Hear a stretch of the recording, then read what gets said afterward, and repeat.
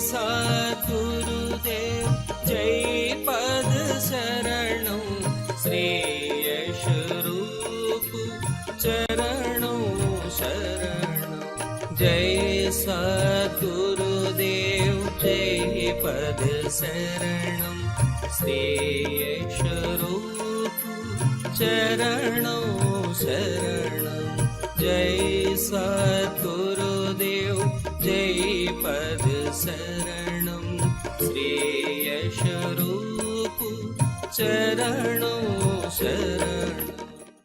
कहा है बादब बानसीब बेअदब बेनसीब। जो अदब निभाते हैं वे भाग्यशाली होते हैं, उन्हें हर प्रकार की कृपा परमात्मा से दुनिया और दीन में प्राप्त होती है। कहा है माता पिता के चरणों में स्वर्ग है और सद्गुरु के चरणों में परमात्मा की प्राप्ति, ईश्वर का मिलन होता है। जो माता पिता की इज्जत और अदब करते हैं वे संसार में सुखी रहते हैं, और जो अपने सद्गुरु का सच्चा अदब करते हैं उन्हें इसी जीवन में जीवन मुक्त अवस्था प्राप्त होती है। यह है पहला गुण अदब। संतों ने कहा है अदब पहला करीना है। मोहब्बत के करीनों में प्यार के गुणों में अधिक महत्व उन्होंने अदब को दिया है। रूहानियत का रास्ता इशारों का रास्ता है। जो इशारा नहीं समझ सकता वह कई बात भी नहीं समझ सकता।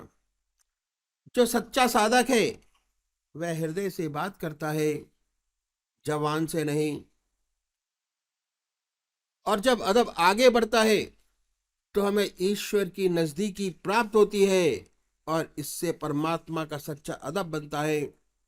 उसका सबसे बढ़िया अदब यह है कि एक भी क्षण हमारा हृदय परमात्मा की याद के बिना ना रहे, हर समय उसकी याद आती रहे,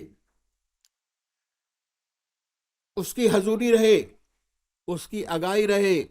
ऐसा परमात्मा का डर हमसे बने। यह प्रेम का पहला गुण जिससे हम अपने प्रेम की परख कर सकते हैं, और यह है पूजा का अंग। विनय और प्रेम दोनों बहुत महत्वपूर्ण हैं। प्रेम का दूसरा गुण है लज्जा शर्म और हया। जिससे हम प्रेम करते हैं उससे हम लजाते रहते हैं। हम उससे आंखें मिलाकर भी नहीं देख सकते। उसकी निगाह पड़ी हमारी निगाह नीची हो जाती है। जिससे हमें मोहब्बत है, जिससे सच्चा प्यार है, उसको हम छिप छिप कर देखते हैं, आंख मिलाकर नहीं देख सकते। आंख से आंख नहीं मिलाते, छिप छिप के निहारते हैं। और निरंतर ये भय बना रहता है कि हमसे ऐसा कार्य न हो जाए कि उसे ठेस पहुंचे। सच्चा साधक निरंतर इस कोशिश में लगा रहता है कि कहीं उससे ऐसा काम न हो जाए जो वह अपने गुरु के सामने नहीं कर सकता। ऐसा काम वह उसकी गैरहाजिरी में भी ना करे। यह है अदब। यह है शर्म हया और लज्जा का गुण। इतना सुंदर है कि इससे हमारी जिंदगी में बड़ा सुधार होता है। गलतियां हर इंसान से होती हैं, लेकिन जिनमें शर्म है, जिनमें हया है, जिनमें लज्जा है, वे अपनी गलतियों को सुधारते जाते हैं और ऊपर उठते चले जाते हैं। शर्म में सुधार है, लज्जा में सुधार है, और जो निर्लज हो जाता है उसमें कभी सुधार नहीं हो सकता। कहते हैं बच्चा ढीठ हो गया। ढीठ के माने ये कि उसने लज्जा को छोड़ दिया, उसमें सुधार की गुंजाइश ही नहीं। लज्जा से हमारी जिंदगी पवित्र बनती है, सुंदर बनती है। एक संत का किस्सा मेरे को याद आ गया। एक मुसलमान संत थे, उनका लड़का शराब पीने लगा और उनको ये पता चल गया कि हमारा लड़का कभी कभी शराब पीता है। लेकिन संत लोग जब तक कुछ नहीं कहते, जब तक अवसर नहीं आता, देखते रहते हैं। एक दिन उनके पड़ोसी ने शिकायत की कि आप तो इतने ऊंचे महात्मा हैं, आपका लड़का शराब पीता है। लड़का घर में ही था, जानते थे कि हाँ पीता है, मालूम था कि लड़का घर में ही है, महात्मा जी ने कहा कि ऐसा हो ही नहीं सकता, मेरा लड़का और शराब असंभव है, आपको किसी ने गलत बता दिया होगा। लड़का सब सुन रहा था। फिर उन्होंने कहा कि मैं आपको दिखाऊंगा। तो उन्होंने कहा कि हाँ हाँ दिखाइएगा, मेरा लड़का और शराब कभी हो ही नहीं सकता। लड़का सब सुन रहा था। उसके बाद क्या हुआ कि उस लड़के पर बड़ा सुंदर असर हुआ कि मेरे पिता को मेरे ऊपर इतना विश्वास और मैं ऐसा नीच काम करूं। उसने वाकई में शराब पीना छोड़ दिया, शराब पीना बंद कर दिया।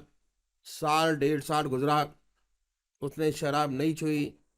एक रोज फिर उसके दोस्तों ने पकड़कर जबरदस्ती शराब की दुकान पर पीने के लिए बैठा दिया।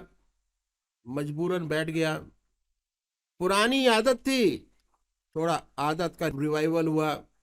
वो बैठ गया और पीने लगा। जब वह पी रहा था, उस संत के जो पड़ोसी थे उधर से गुजरे और देखा कि वह पी रहा है। वे फौरन जल्दी जल्दी घर वापिस आए और इन संत के पास पहुंचे और कहा, चलिए मैं आज आपको दिखाता हूं। आप कह रहे थे कि आपका लड़का शराब नहीं पीता, आप मेरे साथ चलिए, मैं आपको दिखाता हूं। वे छड़ी हाथ में लिए साथ चल दिए। दुकान पर पहुंचे तो देखा वाकई में पी रहा है, लेकिन एक खंबे की ओट में बैठा है और पी रहा था। जब ये पहुंचे तो देखा पी तो रहा है। बोले कि हाँ, पी तो जरूर रहा है, लेकिन खंबे की ओट में बैठा है, इंशाअल्लाह जरूर छोड़ देगा। उस लड़के ने सुना और हमेशा के लिए तौबा की और उसने शराब पीना छोड़ दिया। लज्जा, शर्म और हया ऐसा सुंदर गुण है कि जहां है वहां सुधार होता है, जीवन पवित्र होता चला जाता है। ये है गुण लज्जा का, जो सच्चे साधक हैं वे अपने गाइड सदगुरु से लजाते रहते हैं। उन्हें शर्म आती है और हमेशा कोशिश होती है कि जो काम अपने गुरु के सामने नहीं कर सकते वह उनके पीछे भी ना करे। तीसरा गुण प्रेम का विश्वास, जिससे हम प्यार करते हैं उस पर हमें थोड़ा विश्वास तो होता ही है कि यहाँ आए हैं, कम से कम इतना तो विश्वास जरूर लेके आए हैं कि हमारा समय नष्ट नहीं होगा, भगवान की चर्चा होगी, कुछ ना कुछ फायदा होगा। अगर इतना विश्वास लेकर आए तो जरूर फायदा होगा। ये विश्वास हमेशा अनुभव से होता है। अंधविश्वास बहुत खराब चीज है, गड्ढे में गिराने वाला है। अंधविश्वास कभी नहीं करना चाहिए। इसके माने ये नहीं कि हम अपने को इतना संकुचित बना लें कि सच्ची बात को भी ना माने। अपनी बुद्धि को खुला रखिए, जिस बात को आत्मा माने उसे कबूल करिए और उस पर चलिए, तो हमेशा लाभ होता रहेगा। धीरे धीरे हमारा विश्वास बढ़ता है, हम अभ्यास करते हैं, धीरे धीरे हमें अनुभव होता है, धीरे धीरे आत्मा का ज्ञान होता है, धीरे धीरे हम परमात्मा की ओर बढ़ते हैं, धीरे धीरे उसकी लीला को देखते हैं।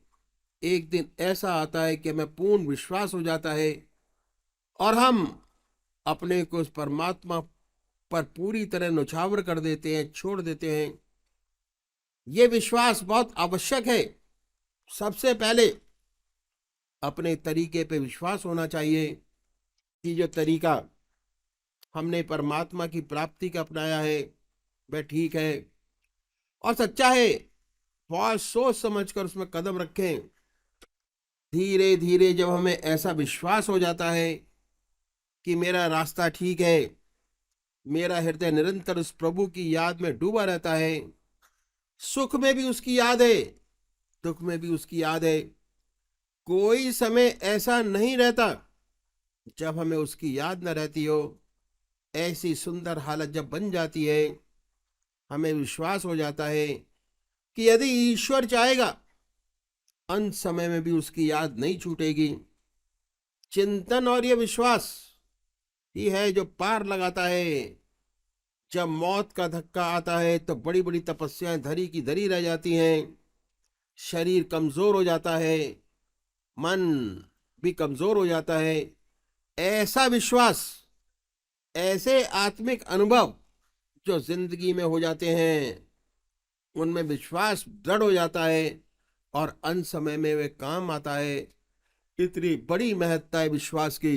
लेकिन याद रखिए, अंधविश्वास कभी नहीं करना चाहिए, बहुत खराब है। हमेशा सोच समझ कर विश्वास करें, अनुभव के साथ विश्वास करें, बराबर लाभ होता रहेगा, आप बढ़ते रहेंगे और ये विश्वास ही परमात्मा से मिलाएगा।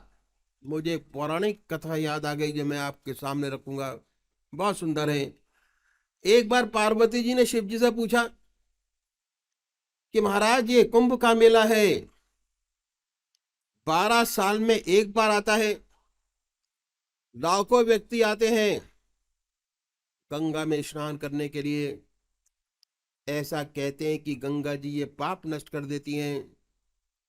इतने व्यक्ति आते हैं, स्नान करते हैं, तो इनके पाप गंगा जी में रह जाते होंगे। गंगा जी को बड़ी दिक्कत होती होगी इनके पापों को नष्ट करने में। लाखों व्यक्ति सारा बोझ पापों का छोड़ जाते हैं गंगा जी के अंदर। शिव जी मुस्कुराए और कहने लगे कि भाई, बात ऐसी नहीं है। ये लोग जो पाप की गठरी जैसे अपने सर पर लेके आते हैं, वैसे के वैसे उसे वापस ले जाते हैं। तो खामाखा आते हैं, लाखों की भीड़ होती है, स्पेशल ट्रेन चलती हैं, बसें चलती हैं, इतना बड़ा इंतजाम किया जाता है, तो ये सब बेकार है। लगता तो ऐसा ही है पार्वती जी, ये सब दिखावा मात्र है।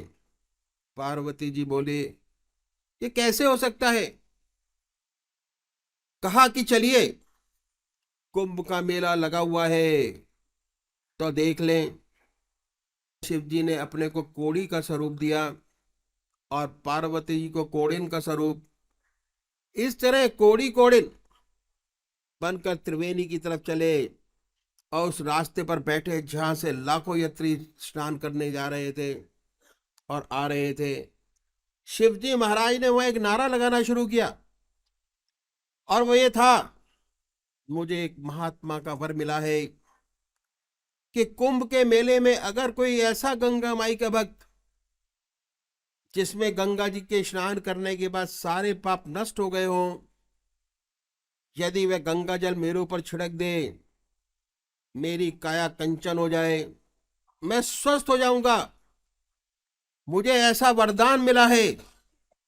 एक संत की वाणी है, उस संत की वाणी कभी झूठी नहीं हो सकती, न हुई है। आप लोग स्नान करने जा रहे हैं, यदि कोई ऐसा गंगा माई का भक्त त्रिवेणी में स्नान करने के बाद जिसके पाप नष्ट हो गए हो, चल लेता है और मेरे छींटा लगा दे। सुबह से शाम हो गई, एक भी गंगा माई का भक्त न मिला कि जिसने हिम्मत की हो कि छींटा लगा दे। इसे विश्वास हो कि गंगा माई में स्नान करने के बाद उसके पाप नष्ट हो गए हो। पार्वती तमाशा देखती रही, उन्हें बड़ा विस्मय हुआ कि भगवान ठीक कह रहे थे। सायंकाल जब सूरज छिपने लगा तो एक किसान आया, गंगा जी में स्नान किया, पाप नाशनी मां हर हर गंगे का उच्चारण कर पवित्र बाहर निकला। कुछ लोगों को वहां खड़े देखा। शिव जी की घोषणा उसने भी सुनी कि अगर कोई ऐसा व्यक्ति है जो छींटा लगा दे, मेरा शरीर स्वस्थ हो जाएगा। तो वे कहने लगे कि त्रिवेणी में स्नान करने के बाद पाप तो रहता ही नहीं, इसमें कोई शुबा नहीं, तेरा शब्द झूठा हो सकता है। अभी जाता हूं, चल लाता हूं, छींटा लगाता हूं। मैं दोबारा गया, इसी विश्वास के साथ कि पाप तो रहता ही नहीं न था। उसका जीवन इतना पवित्र और सरल था। जल लाया, छींटा लगाया, छींटा लगाते ही पार्वती और शिव जी प्रकट हो गए। तो कहा, देखो, करोड़ों में एक ऐसा ये है जिसे पूर्ण विश्वास है कि गंगा में स्नान करने के बाद पाप तो रहता ही नहीं। विश्वास आखिरी मंजिल है, विश्वास जो अनुभव से हासिल हुआ, जिसने आपके जीवन को पवित्र बना दिया। ऐसा विश्वास अंत में काम आता है, पार लगाता है। प्रेम का चौथा गुण है संतोष। इस सेवा के गुरुदेव कहा करते थे कि संसार बना है सार और असार की मिलौनी से। इसमें सार भी वस्तु है, असार भी वस्तु है, दोनों से मिलकर ये संसार बना है। इस संसार में परमात्मा ने जहां आपको जन्म दिया, जिन परिस्थितियों में रखा, उन परिस्थितियों में संतुष्ट रहते हुए उस परमात्मा के नाम को दिल और दांतों से पकड़ो। ये कहा करते थे, दिल और दांतों से, दिल से उस ईश्वर की याद को पकड़ो, हृदय से सच्चे प्रेम से पकड़ो, सच्ची लगन से पकड़ो। दांतों से क्या मतलब है? जब आदमी हताश हो जाता है, डूबना लगता है, तब तिनके का सहारा पकड़ता है। अगर लड़ाई हो रही हो और बिल्कुल निराश हो चुका हो तो दांतों से ही काटने की कोशिश करता है, दांत से पकड़ने की कोशिश करता है। तो ऐसे अपने आप को समझाते हुए कि उस परमात्मा के नाम को, चाहे कुछ हो जाए, जीवन रहे या न रहे, दुनिया रहे न रहे, उसके नाम को न छोड़ो। ऐसे दिल और दांतों से उस परमात्मा के नाम को पकड़ो। यही सार वस्तु है। इसी से सच्चा आदर्श जीवन मुक्त अवस्था प्राप्त होती है, जो मनुष्य का सबसे ऊंचा आदर्श है। संतोष का मतलब ये नहीं कि आप काम करना बंद कर दें और अपनी उन्नति की कोशिश ना करें, ये हरगिज नहीं। हम लोग तो गृहस्थी हैं और हमारा रास्ता गृहस्थ का है। इसी दुनिया में रहते हुए, इसी संसार में रहते हुए, संसार के सब काम सुंदरता से करते हुए, हृदय निरंतर परमात्मा की याद में डूबा रहे, परमात्मा की याद में बर्फ की तरह पिघलता रहे, और संसार के सब काम सच्चाई के साथ, लगन के साथ होते रहें, बनते रहें। आज से अच्छे यही हमारा आदर्श है। दिल दस्त बकार, दिल बयार, हाथ काम करें, दिल ईश्वर की याद करें। तो संतोष के माने ये नहीं कि हम हाथ पर हाथ रखकर बैठ जाएं। हमें प्रयत्न करना चाहिए अपनी दुनियावी तरक्की के लिए। हमें सच्ची कोशिश करें, सच्ची मेहनत करें, द्वेष से बचें।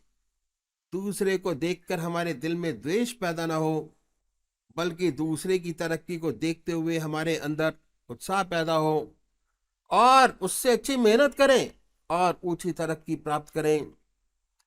जहां द्वेष होता है वह हृदय अपवित्र होता है, उसमें परमात्मा नहीं रहता। यह प्रेम का चौथा गुण संतोष।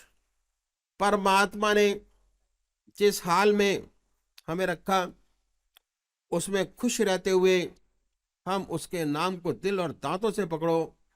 सुख में भी दुख में भी सुख आता है, भगवान की अर्पण हो जाता है कि हे प्रभु, आपकी दया है, आपका दिया है, आप जैसे चाहें वैसे रखें।